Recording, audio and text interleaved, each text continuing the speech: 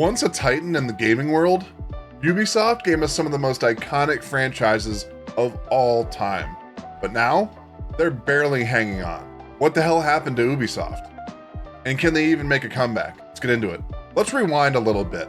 2000s to mid-2010s, Ubisoft was the talk of the town when it came to RPG gaming. Assassin's Creed redefined open world games for everybody. Splinter Cell made stealth really cool. And Far Cry 3, in my personal opinion, was a damn masterpiece. Even Watch Dogs had people hyped. They had the formula, solid gameplay, memorable characters, and innovation that was top tier in the gaming industry. But like every empire, Ubisoft started slipping recently. The first point I want to get into in this video is the formula problem that Ubisoft seems to have with every game they've come out with recently.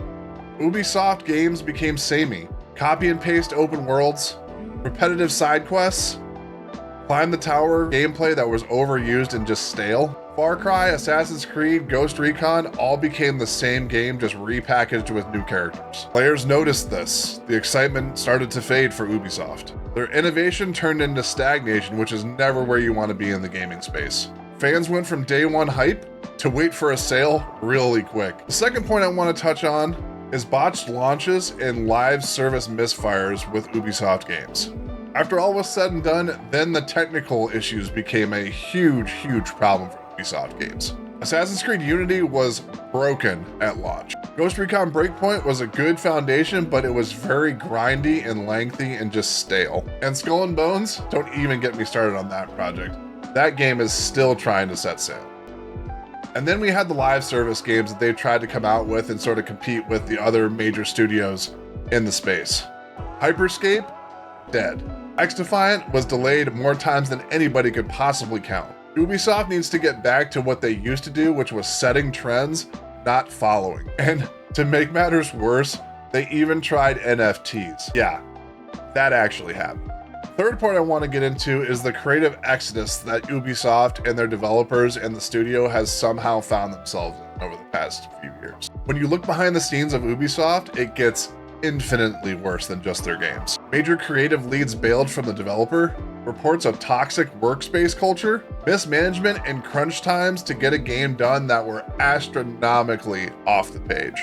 And the people behind all the magic that made Ubisoft the studio that it was are gone. Let's be honest. You can't build great games if your best developers and programmers are walking out the door looking for better opportunity. Point number 4 that I want to get into is the hype or hope that they've also found themselves in with numerous games over the past couple of years. To be fair, not everything is doom and gloom and all for naught. Prince of Persia Lost Crown is not a mainstay in the Prince of Persia franchise, but it got solid reviews and good reviews from critics and players alike, which is a huge step in the right direction.